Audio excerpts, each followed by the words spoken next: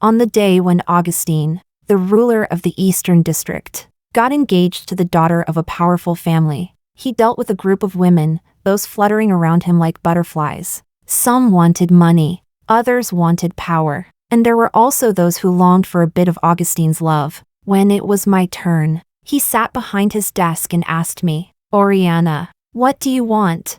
I thought for a moment, then said, quite vulgarly, that I wanted 4 houses and 3 luxury cars. I had been by his side for 7 years. Counting the years, 1 gift for each, it seemed fair enough. Now, I no longer wish to say those polite lies like, "I don't want money, I just want you." Chapter 1. When I was 20, I was given to Augustine as a gift. At that time, I had just started my career, gaining some recognition in online short dramas thanks to my looks, landing a few decent supporting roles. I never expected to meet the wrong people. My manager sold me off, and I was tricked into signing an unequal contract. The new company appeared to be in the film industry, but in reality, it was run as a side business. They packaged us, these small-time celebrities, as high-end products, distinguishing us from those plastic surgery influencers, and were eager to arrange different wealthy patrons for us. Augustine, however, was not on that list. He was the ruler of the East District. Forget whether the company could even reach his level. Even if there were connections, no one dared to make a move on him. He wasn't just a man with a name in the East District. Some said he was cold and hard to approach. Others said he was ruthless and his methods unpredictable. In short, he was a very difficult person to deal with. Maybe I was just lucky. After repeatedly feigning illness to avoid the company's push for me to drink with a middle-aged boss in his 40s, I happened to run into Augustine, who was discussing business at a club. One was a lecherous middle-aged man with no ambition, and the other was a young, powerful figure. I think anyone in my position would have made the same choice. At that time, I was only 20. I had never been in a serious relationship. Just thinking about having to lie in bed with various greasy men, crying over my pathetic soul, made me feel like the sky was about to collapse. So, I mustered all my strength to push away my manager, who was holding me. I pretended to trip and fell at Augustine's feet. Looking back, that was probably the most awkward moment of my acting career. On the surface, I tried to act like it was an accident. In reality, I was so nervous that I couldn't hide my fear. And my desperate, last-ditch attempt. I was even so anxious that before Augustine called over his bodyguard, I reached up and clung to his sleeve, gazing at him with pleading eyes, saying, "Sir, could you help me?" That day, I wore light makeup and a simple t-shirt and white skirt. I looked like I had an agenda, but in reality, I was nervous inside. I was afraid I wasn't pretty enough, afraid I wouldn't attract Augustine's attention. I knew I had a good-looking face, but there are too many beautiful people in this world, especially for someone like Augustine, who wielded power. It wasn't a big deal to him. Luckily, before I left, my manager Roxana had said a wise thing while dressing me up. Being soft and fragile is what these old men love most. When they were young, they had nothing. They loved the woman who supported them through their struggles. And once they became wealthy, they sought to relive their lost youth through young girls. It seems men can never escape the nostalgia for their youth. Just like the recurring rescue the prostitute plot in traditional operas. A delicate, fragile young body always invokes a bit of pity. That day, Augustine was lounging on a leather sofa, legs crossed, in a relaxed posture. He gazed at me silently with lowered eyes, making me feel like I was sitting on pins and needles. I couldn't read his mind,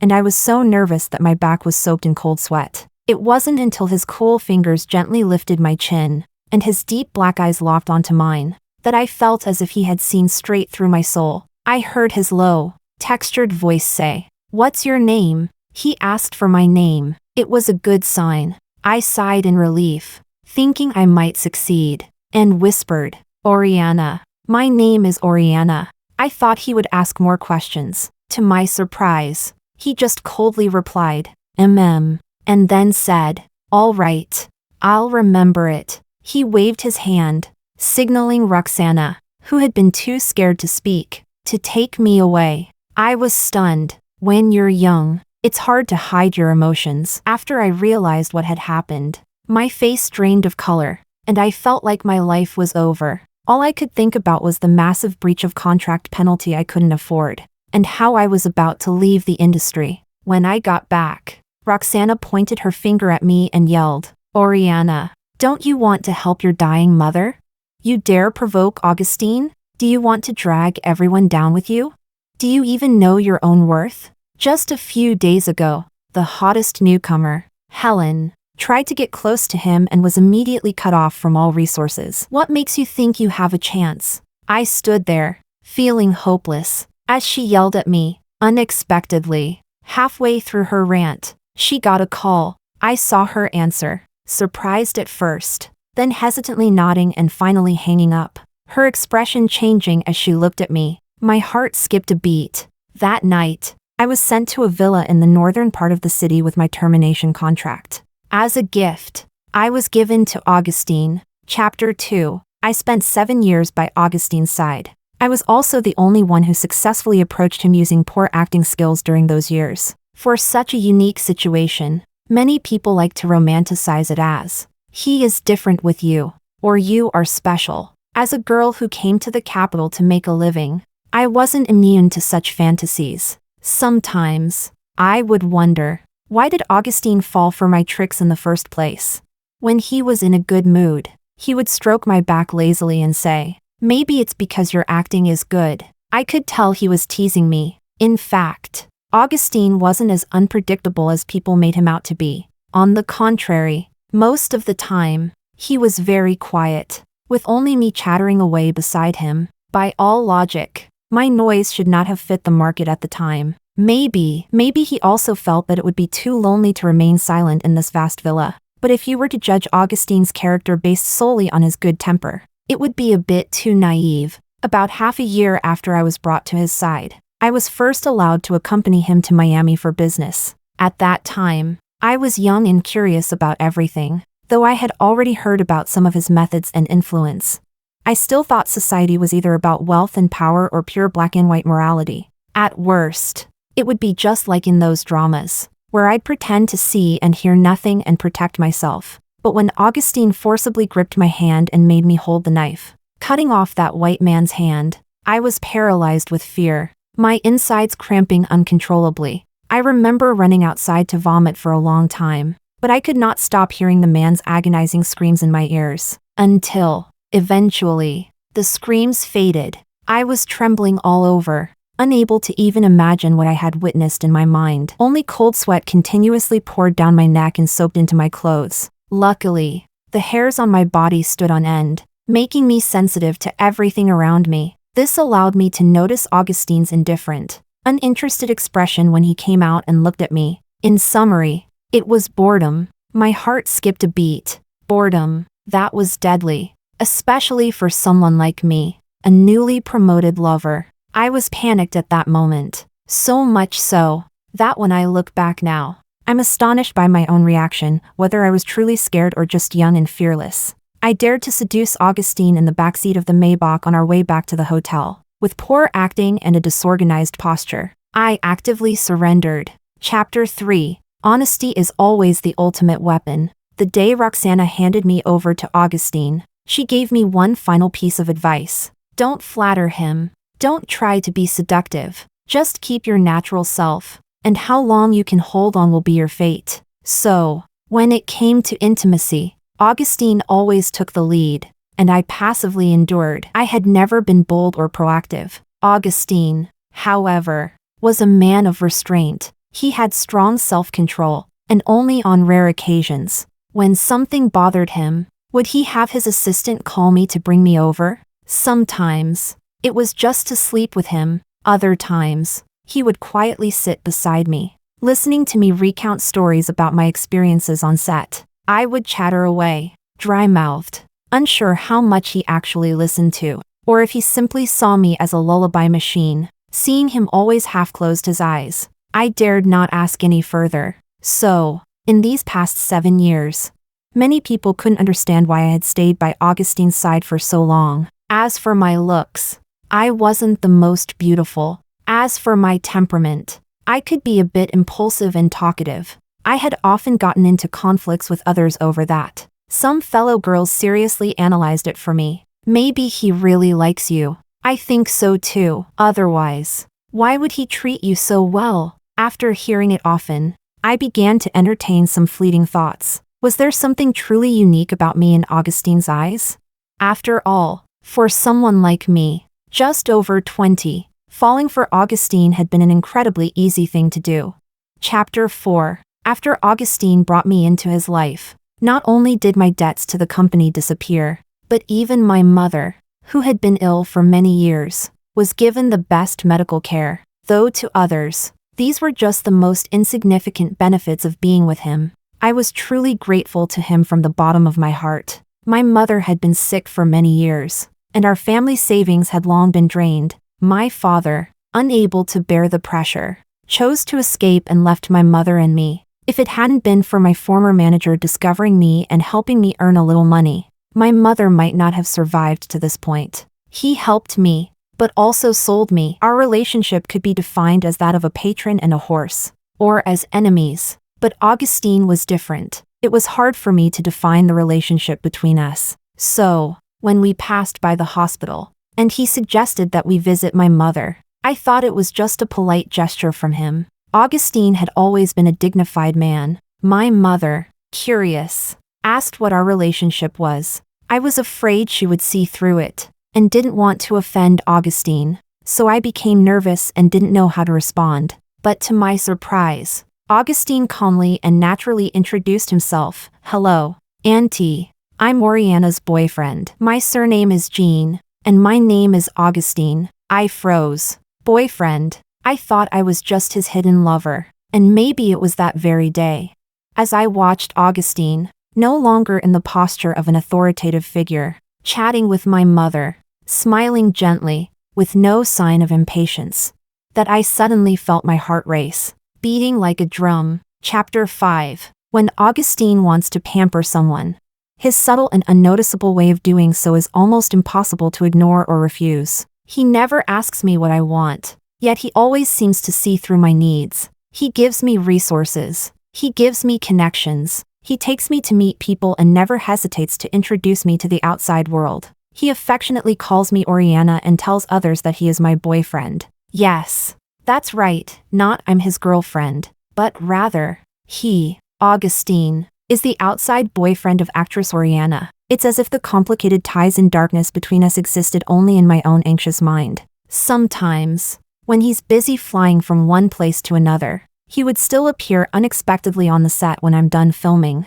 humorously teasing me. You've lost a bit of weight. Your eyes are bigger now. The next day, specially prepared meals would be delivered to the entire crew. The most interesting thing happened once when he was in the Middle East, with rocket missile systems overhead nearly exploding like popcorn. He still remembered to call me on video, reminding me to get some rest so I'd have enough energy for filming the next day. Boom, boom. The deafening noises echoed outside, faint flashes of fire visible in the distance. But to Augustine, there was only one disapproving line. Oriana, it's already 2 in the morning in China. You should go to bed. It was just like something from a drama. Augustine has stood up for me, made a scene, and even crazier, I was kidnapped by his enemies and used as leverage against him. Augustine came to save me, grabbing the half-pulled homemade grenade in my hand, and led me to a bomb-proof area, staying with me through the torturous 3 minutes and 26 seconds.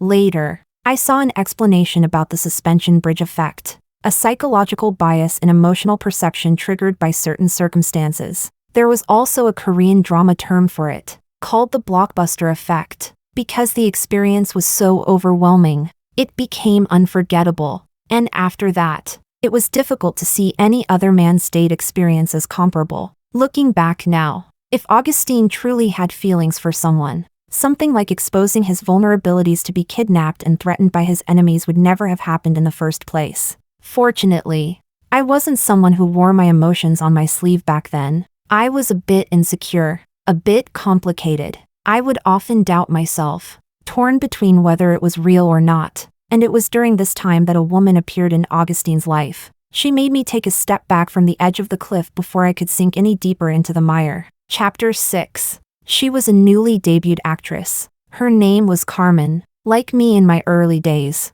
she encountered Augustine at her most helpless and most courageous moment, meeting the most powerful man. Over the years, there have been many women who used various means to get close to Augustine. There were bright, charming, innocent, pure, and even those who tried to copy the method I once successfully used. But few succeeded. It wasn't that I was overly confident in any promises Augustine had made to me, or naively thought he was saving himself for me. It was simply because Augustine was too busy. He couldn't spare the time. His business was vast and extensive, and the scale of what he had built couldn't have been achieved without his direct involvement. This prevented him from becoming the typical CEO from a novel, someone who just sits in their high-rise office every day, overlooking the city. Moreover, Augustine wasn't particularly interested in the extravagant lifestyle. More often than not, he preferred to sit back on the collapsed sofa, enjoying a moment of relaxation. So, this Carmen became another unexpected development. When Augustine first brought her back, many people said I was about to lose favor. He arranged for her to stay in a different place. Just like me, he gave her resources, connections, and helped her rise quickly in the entertainment industry. Though we had heard of each other, we had never met in person. However, in the entertainment industry, you cross paths with people all the time. Before long, the two of us bumped into each other on a set.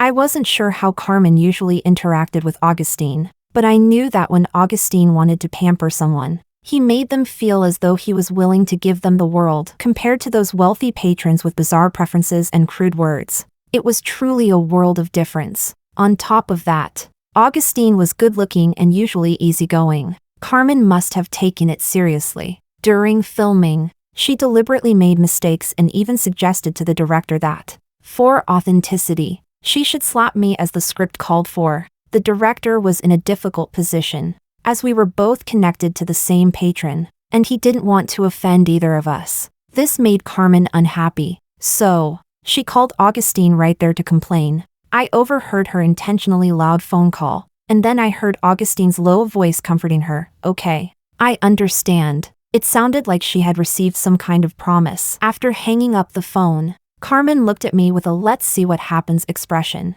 She was clearly determined. At that moment, I truly thought Augustine would stand up for her, especially since that "okay, I understand" had sounded so gentle. Even the director couldn't help but sigh, saying old is not as good as new. That night, I spent the entire evening nervously clutching my phone. But to my surprise, the next morning, Carmen and the producer who brought her in were both removed from the production, and news of them disappeared from the industry. A few days later, Augustine came to visit me on set and took me home. While waiting for a red light, he suddenly asked me, "Oriana, what kind of compensation do you want?" Compensation? Was he talking about Carmen? I turned my head to look at him, his tall figure bathed in golden light from the street lamp. In that moment, my mind involuntarily flashed back to Carmen's tear-streaked face as she left. She had knelt in front of me, holding my skirt, desperately pleading, "Oriana, Oriana, I was wrong. I shouldn't have targeted you. I shouldn't have been so petty. Please, let me meet Mr. Jean. Please, I still have debts to pay. I can't leave the industry. My family is waiting for me to support them. Please, let him spare me this time. I know I was wrong." Chapter 7. If you ask me if I feel satisfied? Yes, I do. Because who doesn't like a good slap in the face moment? If you ask me if I'm happy? No, I'm not. Because Carmen's ending, isn't it my future as well?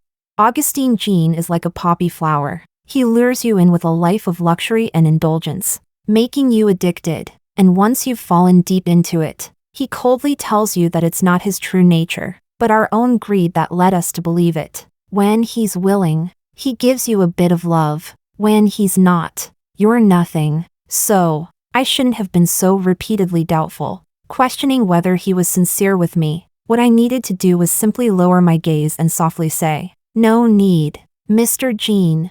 I don't want the money. I just want you to come back." And that's how I've stayed by his side year after year. He helped me go from having nothing to accumulating wealth. From being young and naive to being at ease. Now, it's the 8th year I've known Augustine. When he had his assistant handle the matters with the women around him, I saw the news that he had gotten engaged to a wealthy heiress. The engagement ceremony was grand, with many politicians among the guests. Augustine, dressed in a well-tailored suit, looked exceptionally imposing. His lips curved into an appropriate smile, and in his arm, there was a hand belonging to his soon-to-be wife. In the video, they greeted the guests together. While talking, they occasionally exchanged glances and smiles. But more often, it was Augustine turning his head to look at her tenderly. It looked so harmonious and warm, both in terms of background and temperament. They seemed a perfect match. I couldn't quite express the feeling in my heart as I watched the video.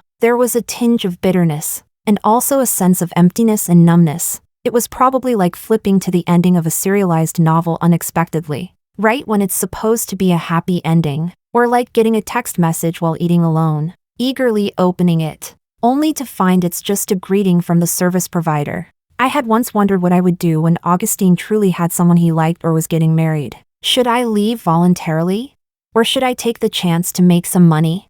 But after thinking it through, there was no real answer. With Augustine's position, as long as he doesn't want to, no one can rush him into marriage. Unlike me, every time I go back to see my mother, I'm always nagged with, "Oriana, you've been with Augustine for so many years. Why aren't you getting married? Doesn't he want to?" Of course, I can't tell her that Augustine has never considered marriage. So I just grit my teeth and say, "Mom, I want to act. It's me who doesn't want to." I know my mom isn't oblivious. After all, as a mother, she can sense when something's off with her daughter. But in the end, she sighed and chose to comfort me, saying, "Sweetheart, if you're unhappy outside, just come home. Mom will take care of you." I held her in silence, tears falling into her embrace. I used to think Augustine would never get married, at least not until today, because in all these years, I've heard plenty of rumors about him, like how he was building a love nest with an award-winning actress, and their wedding was just around the corner, or how he was in a hot relationship with a rising star, and the woman was clearly pregnant. There were even reports about him being involved with an heiress, and some unknown newcomers. But whether the rumors were true or not, or whether Augustine was involved or not, the gossip would fade away in a few days, forgotten by everyone. From my perspective, I had been caught in the paparazzi many times with my out-of-the-loop boyfriend. Online, people had all kinds of guesses about him. Some thought he was a man in his 40s. Others thought he was a 20-year-old trophy model. He would merely raise an eyebrow and laugh it off, as long as his photo wasn't published. He didn't care at all. Of course, no one dared to publish his photo. Augustine never bothered with these rumors, and naturally, he never explained anything to me. I thought he was like this with everyone,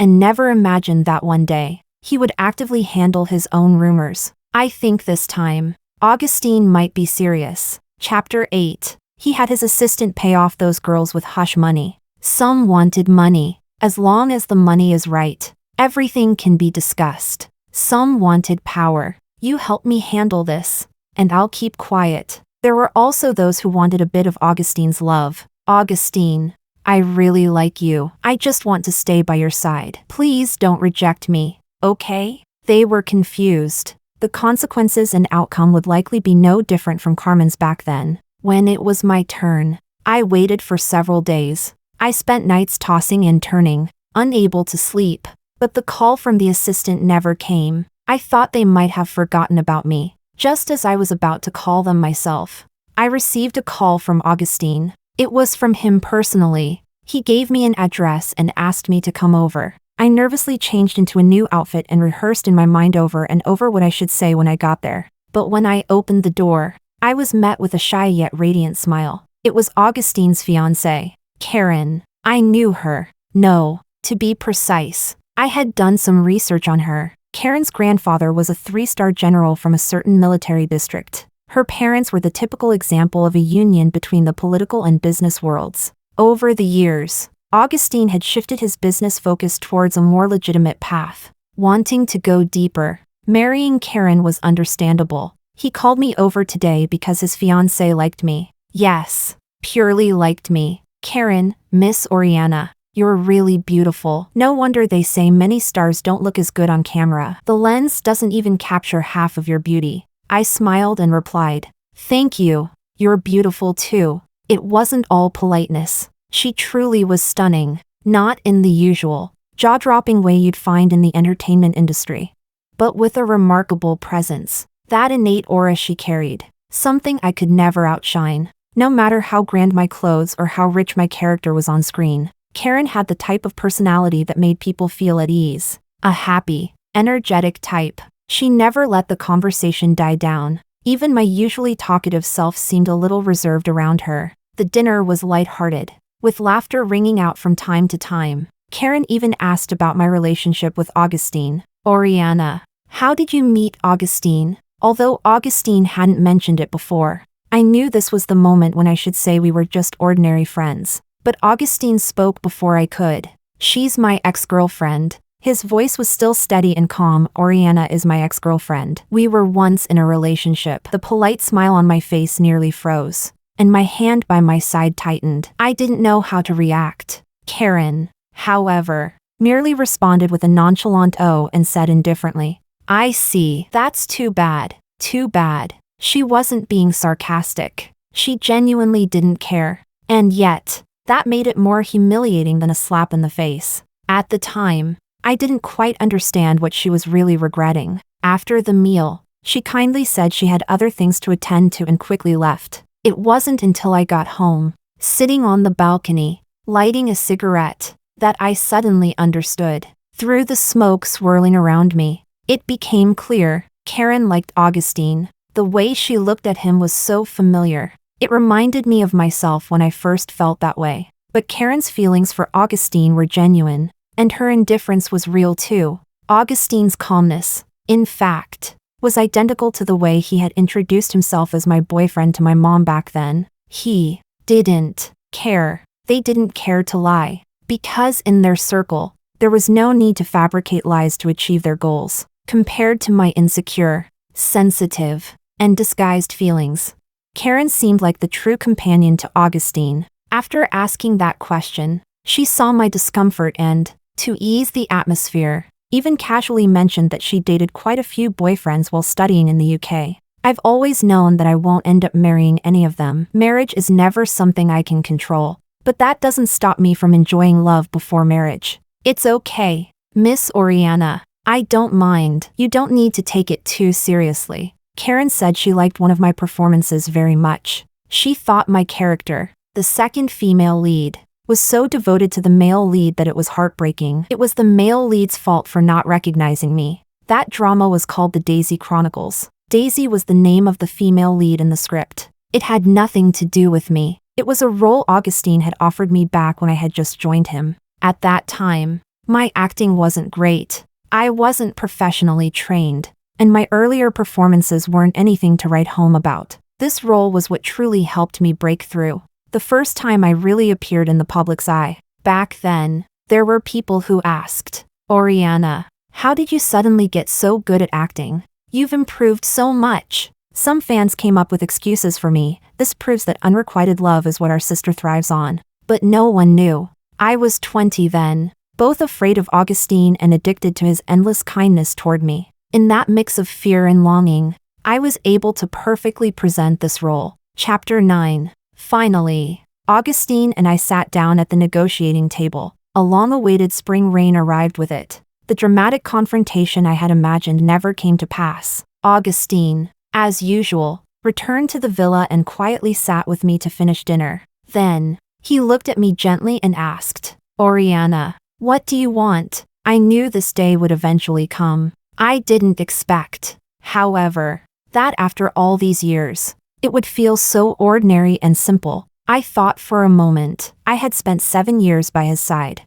During these 7 years, Augustine had always been generous with me. Gold, silver, jewelry, limited edition bags. Most importantly, the resources and connections he gave me provided me with endless wealth. My savings and tax payments had reached figures that an ordinary person could never even dream of. At first, all I wanted was to get my mom the treatment she needed and improve our lives. Now, If you ask me what I want, I can't really come up with a good answer. What's most important is that I no longer want to say some polite phrase like I don't want money. Just want you. So, I asked him for 4 properties and 3 luxury cars. Augustine wasn't surprised by this. His dark eyes met mine, and his tone was calm as he said, "This property can be yours as well. Additionally, I'll have someone transfer 70 million to your account." Look, he always knew how to be so graceful and considerate, making it impossible to refuse his thoughtfulness. I responded quietly and properly. "Thank you. I don't need this property. If possible, please just transfer everything to my account." Upon hearing this, Augustine raised his gaze to look at me. His jaw relaxed. His hands casually crossed in front of him, still composed, neither asking why nor saying anything further. He nodded, raised his hand to call for his assistant, and arranged everything. Before he left, he said, "If you need anything, you can always call my assistant." With that, he straightened his sleeve and left without another word. The rain had started lightly since earlier. It pattered softly against the glass, the beads of water falling like pearls, making the whole courtyard feel emptier. This villa was already small and insignificant compared to Augustine's other properties. But back then, I really liked it, because the yard had a row of phoenix trees, which reminded me of the stories about the phoenix trees in Nanjing I had heard when I was little. Too bad I was called Oriana, not Song Meiling. It only took a few seconds for me to walk from the study to the courtyard. Perhaps the rain had lessened, or maybe it didn't matter. I overheard a question from his assistant. "Mr. Jean, why not have Miss Oriana sign a non-disclosure agreement? After all, she's been with you for 7 years, the longest one. If she makes a scene at your wedding with Miss Karen, it might be." But as the sound of the rain faded into the distance, Augustine's calm voice came through. "It's fine. She won't dare." I smiled bitterly, a self-deprecating laugh escaping me. So in Augustine's mind, he always thought I wouldn't dare. The truth was, I wouldn't. Though I was timid and hesitant, I would never let myself lose who I am or live in a way that makes me miserable. Chapter 10. Leaving Augustine was as simple as when I was first sent to his side. I told the butler to take my things and throw away what I didn't need. The next morning, I left that garden villa. I thought I'd be mourning this decision for days, reflecting on the past with sadness. After all, 7 years. It's not easy to say goodbye, no matter how easily one says it. But reality gave me a harsh lesson. Back-to-back work, endorsements, and press conferences kept me constantly busy. Finally, when I had a moment to catch my breath, I picked up my phone, only to see the news of Augustine's marriage to Karen. Before I could even react, my manager took the phone from me and urged me to walk the red carpet. On the day of Augustine's wedding, both he and I made the trending list at the same time, but one was on the entertainment channel, and the other on the public news. Oriana, red carpet look. Oriana, goddess descending, promoting new drama. He family wedding, new son-in-laws, business and political marriage. Our photos appeared on different pages. The roles had shifted.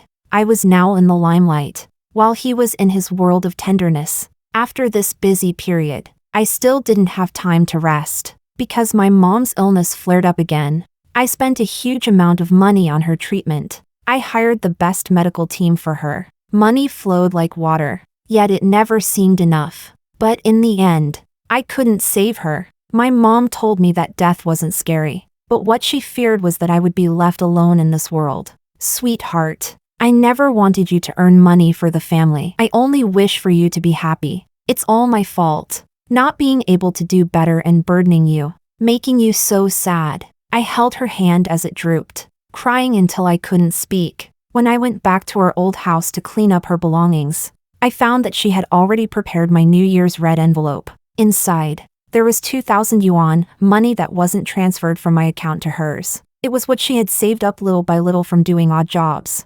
Holding the bright red envelope in my hands, I suddenly felt overwhelmed with grief. I couldn't understand how, after these 7 years, I had worked so hard to earn so much money that I couldn't even spend it all. Yet I couldn't keep my own mother with me. So, I withdrew for a while. I canceled all my collaborations. I packed my bag and set out on my own journey. I didn't go to the world's tourist hotspots. Instead, I went to Mexico, traveled through Central America, passed through Colombia, and then into South America. When I passed through Venezuela, I had issues with my visa and was taken into a small detention room, facing a group of people interrogating me in a foreign language. I found myself surprisingly calm. I sat steadily in the chair, presenting my statements clearly. The cold, composed posture of my hands crossed in front of me felt like a shadow of another person. I think I had uncovered another version of myself. Along the way, I recorded vlogs and posted them on short video platforms.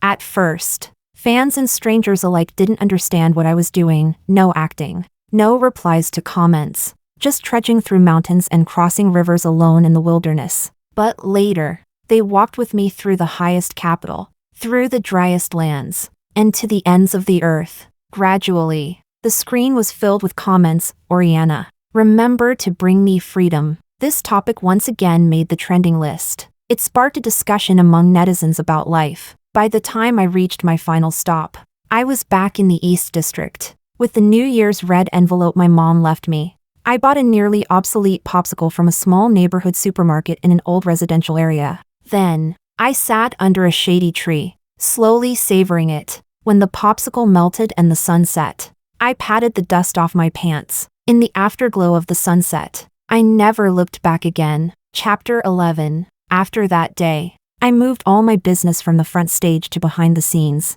At first, there were many things I didn't understand, and I encountered backstabbing and suppression once again. But I was quick to act, negotiating with ease, sitting casually at the table with a gentle smile, but taking no prisoners in my actions. It felt as if I had suddenly found the life that suited me best. The next time I saw Augustine was when I was drinking with a CEO, discussing a collaboration and profit-sharing deal. Yes, by coincidence, he was also there doing business. He probably hadn't seen me drunk before. I never dared to drink much in front of him. I was afraid of losing my composure, afraid that alcohol would loosen my tongue and I might spill my emotions. We bumped into each other on the way to the bathroom. Thinking about it now, I'm sure it was intentional on Augustine's part. It had been more than a year since we last saw each other. I once thought that when I saw him again, I would feel awkward, embarrassed, and distant. But when the moment actually came,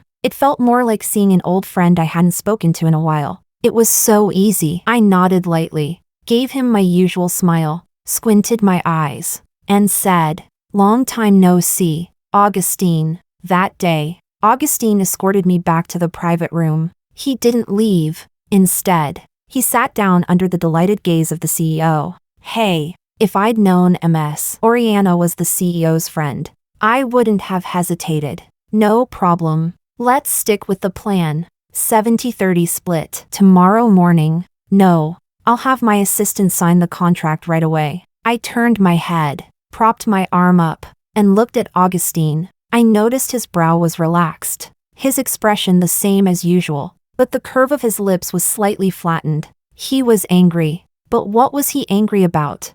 Maybe in the past, I would have spent the whole night overthinking it. Now, I just thought it was a simple emotion. Chapter 12. I didn't refuse Augustine's help. His presence made this collaboration incredibly simple. It reminded me of a TV drama I once acted in. In the storyline where the female lead falls in love, she always receives the male lead's help at critical moments. Becoming a legend. Back then, the internet was full of criticism. What the hell is this so-called big female lead? She still needs a man to save her? Laughable. Real big female leads rely on themselves. Okay? But from the male perspective, the male lead, who relies on his father, mother, or wife to get ahead, is praised for being a true big male lead. At that time, I thought, I'd rather not be the lead. Why refuse an easy solution?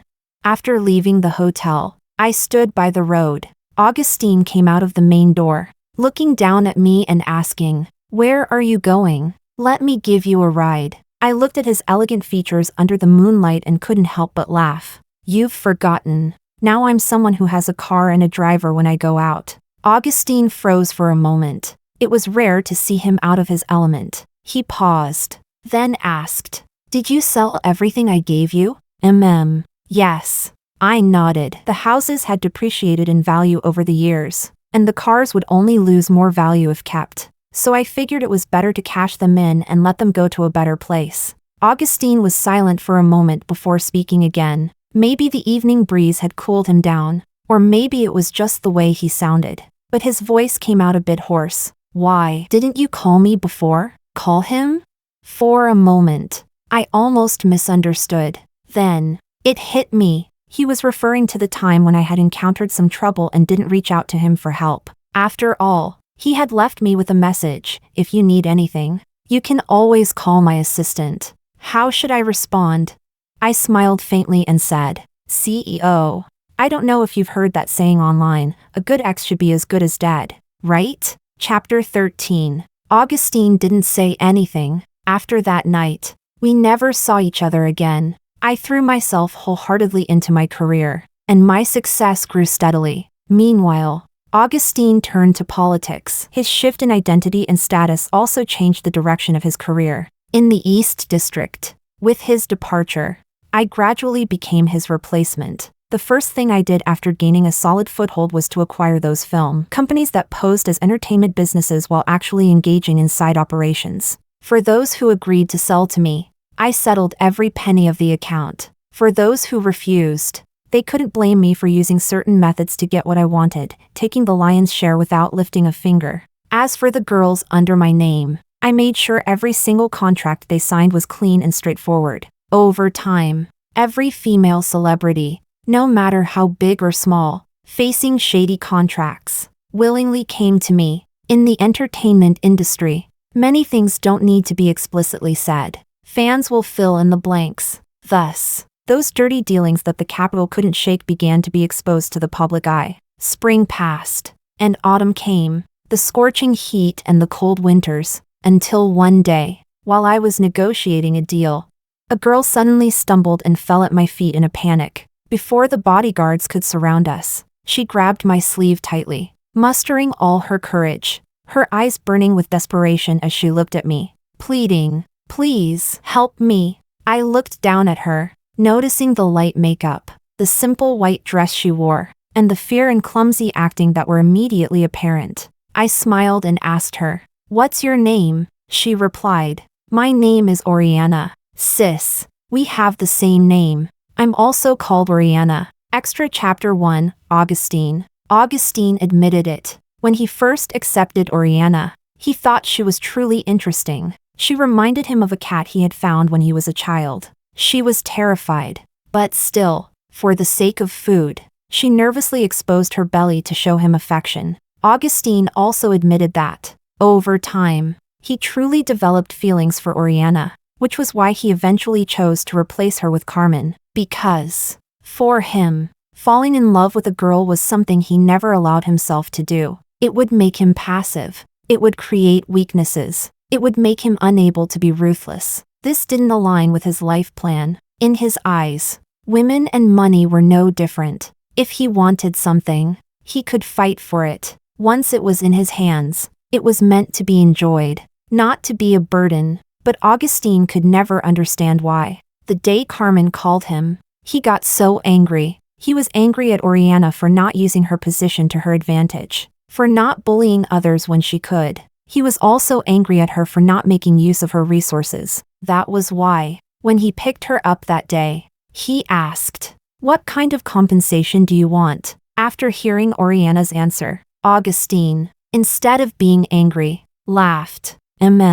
She was mad. She was really riled up. Extra Chapter 2, Augustine. When Augustine first decided to get married, he didn't take it seriously. He was destined to rise. That was part of his career plan. Marrying Karen was simply a step in that plan. But the higher he climbed, the cleaner he needed to be. He dismissed the women who had been around him and dealt with the scandals. But not for Karen. He didn't stop it because, in a way, it would create misunderstandings. And those misunderstandings could bring him some benefits. Oriana's answer didn't surprise him. He knew that Oriana liked him. So, he thought it didn't matter. Without one Oriana, he could always find another replacement. But Augustine later realized that things weren't as under his control as he thought. One evening, After a social event, he returned home. His throat was dry from drinking, and instinctively, he called out, "Oriana, pour me a glass of water." When he saw Karen appear, he froze for the first time. Although Karen understood and forgave him, Augustine felt he shouldn't be this way. He wasn't a man of many affections. He understood responsibility. Since he had married Karen, he should give her the respect she deserved. But he couldn't stop thinking about Oriana. He couldn't tell if it was indulgence or him making excuses for himself. One night, almost by impulse, he dialed her number but couldn't get through. Oriana had changed her number, her address, and even sold everything that was related to him. It was as if she was clearly cutting ties with him for good. Augustine suddenly felt a rage he couldn't suppress. He had someone track her down. What he found, however, was news of her traveling the world, alone with a backpack. Oriana's mother's death didn't surprise him. He had known from the beginning that her illness would relapse once treated.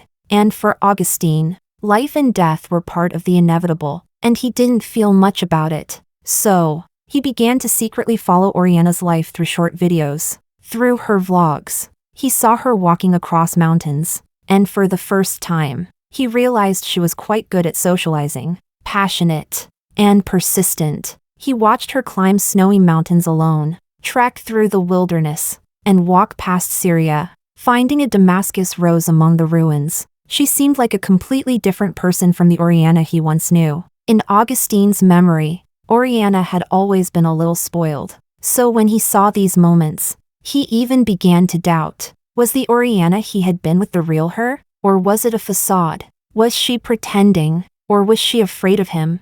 But Augustine prided himself on his ability to read people. And logically, he shouldn't have been mistaken, until he found an old interview with Oriana. In that interview, she was laughing and talking cheerfully, saying, "If I like someone, I'll be really spoiled. I'll like to act weak, to be coquettish." Augustine couldn't help but laugh.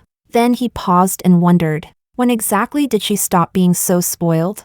It was probably when he brought Carmen home. Later on, Augustine finally watched the last video of Oriana as she updated her feed. At the moment the screen went black, he knew she had grown distant from him. The things he had built around her over the years were nothing more than the superficial illusions of the upper class. She had seen the world, experienced freedom. She was no longer a caged bird that he could easily snatch. Augustine felt both relief and frustration. He was relieved to hear that Oriana had become ruthless, cleaning up the internal affairs. He also had the vanity of an ordinary man. It was probably like this: the roses I raise naturally bear my mark. He was frustrated, however, to hear that Oriana had not been affected by their past relationship, and had started a new public relationship. Even when he secretly used his influence to expose her past with him, she was unbothered. It was then that Augustine realized the fundamental difference between Oriana and himself. How to describe it?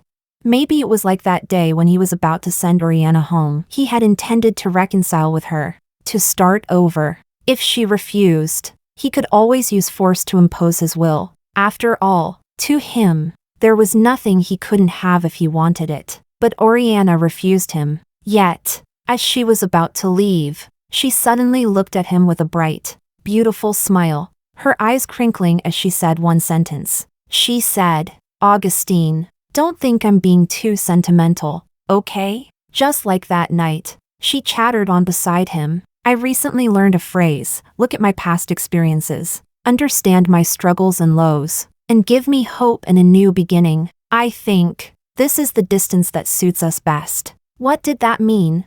It meant, thank you for the help you once gave me, but I hope we never meet again in the future.